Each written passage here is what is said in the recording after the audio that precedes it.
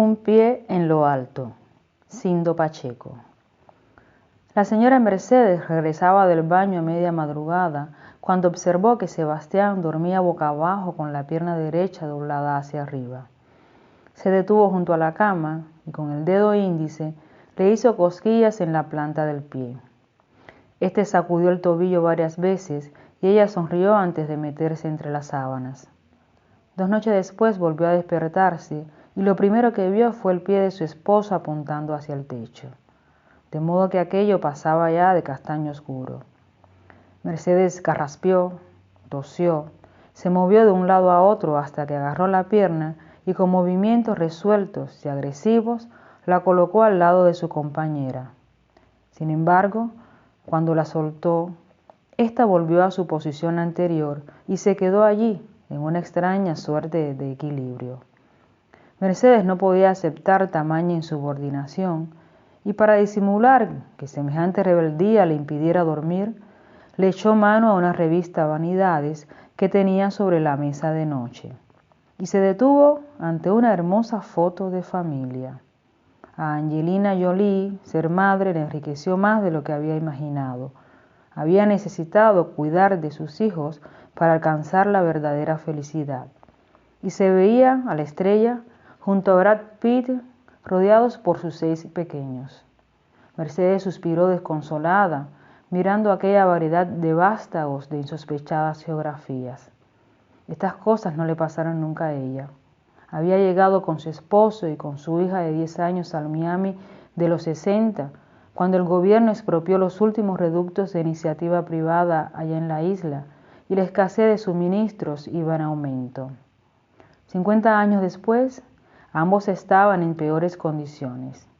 Isabel, que entonces lloraba todas las noches por regresar a la infancia de su Guanabacoa perdida, ahora residía en New Hampshire, casada con un americano pecoso que conoció en la pequeña Habana durante la temporada en que los Dolphins de Miami ganaron el Super Bowl y con el cual no tuvo descendientes. Se visitaban una vez al año, el Día de Acción de Gracias, y parecían familiares remotos. Su hija detestaba los chicharrones de puerco de su patria natal y se deshacía en elogios hacia la sopa de almejas de Nueva Inglaterra, un brebaje amarillento que sabía a perejil, a queso rancio y a vinagre podrido. Mercedes no pudo conciliar más el sueño. 2 veces bajó el pie de Sebastián y 2 veces el pie se reveló como si fuera un pie autónomo, independiente o soberano. Aquello comenzó a inquietarla. Podía írsele la sangre hacia la rodilla, complicarse, coger una linfangitis o una gangrena. Sabía Dios. Se levantó como de costumbre y preparó el desayuno. Sebastián lo hizo un rato después y se quedó mirando a su esposa. ¿Qué te ocurre, mujer? Tienes los ojos irritados. Por tu culpa, te pasas la noche con la pierna hacia el techo. ¿Yo? Sí, tú mismo. ¿Y eso qué tiene que ver con tus ojos? Nada, pareces un anormal. Debías acostarte boca arriba igual que antes. Cállate, que si duermo boca abajo es por tu culpa. Decías que roncaba como un puerco, ¿no te acuerdas? Yo prefiero que ronques a verte con esa pata alzada como una bandera de carne y hueso. Es mi pata, no la tuya.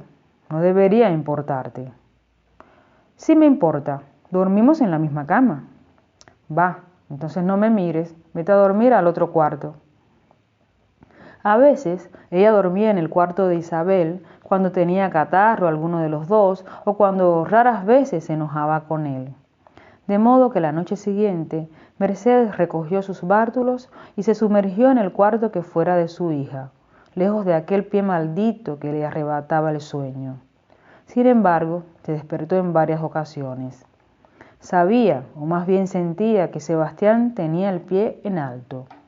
Las 2 últimas veces llegó a su habitación a comprobarlo y la última empujó al rebelde contra la superficie del colchón para observar enfurecida cómo regresaba a su lugar. Pasaron varias noches que fueron una repetición de la anterior. Mercedes se pasaba los días fatigada por el mal dormir, el cuerpo le temblaba, cualquier cosa la irritaba y el desasosiego no la dejaba ni pensar. El pie de Sebastián vivía en su mente con la planta expuesta como una mano que imploraba una limosna.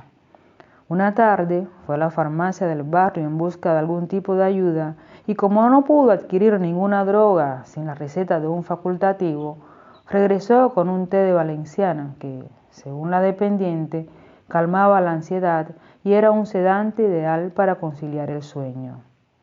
Mercedes se hizo el brebaje antes de acostarse y esa noche soñó que era una mariposa mecida entre las olas del viento. Pero la siguiente se despertó varias veces para ver, atolondrada, el pie de Sebastián erguido, oscilando tranquilo y retadoramente. Mercedes tenía pocas amistades, con las cuales cada vez se veía menos y con quienes no tenía confianza para contarle un asunto tan extravagante. De modo que una tarde llamó a su hija y la puso al corriente. Mami, es normal, todos los viejos tienen sus manías. No es manía, es capricho. Se ha puesto insoportable. No me sentía así desde que me quitaron el taller de costura. Ya no sé qué voy a hacer. Estoy harta, niña. Hasta el último pelo, ¿me entiendes? Mercedes rompió a llorar desconsoladamente. No te preocupes, mami, que nosotros vamos a ir allá. Mercedes no le dio mucho crédito a sus palabras porque no era Thanksgiving, pero Isabel preparó un viaje con su esposo hasta la Tierra del Sol. El encuentro fue animoso, hacía más de 6 meses que no se veían, y lleno de calor. Lo malo era que Mercedes tenía que volver a su cama, lo cual le causaba un profundo desconcierto. El primer día no salieron de la casa, repasando el tiempo transcurrido. Pero al siguiente se fueron a Miami Beach a disfrutar del verano, sobre todo Isabel, a la cual el mar les fascinaba como si llevara en su sangre, muy remotamente claro, la esencia habanera de Mercedes.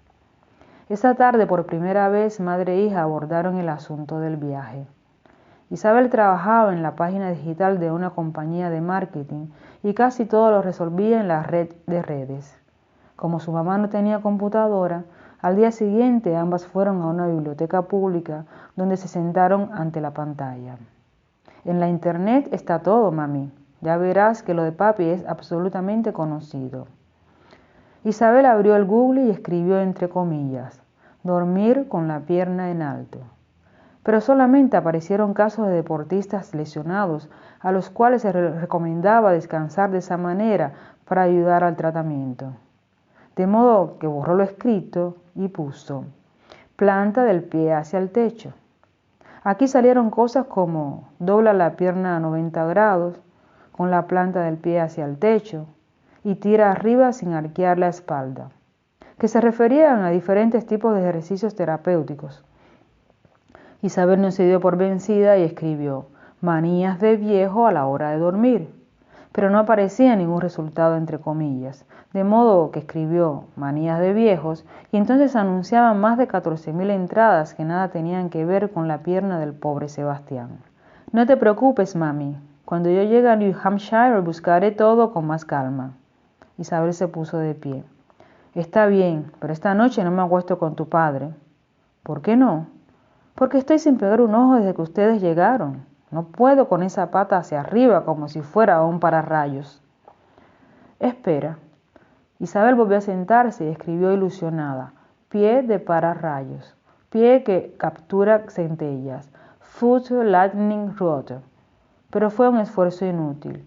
Existían foot bunions, pie de atleta, hammer toes, pie de espolones, pie de juanetes, dedos de martillo, así que se incorporó y tomó a su madre del brazo.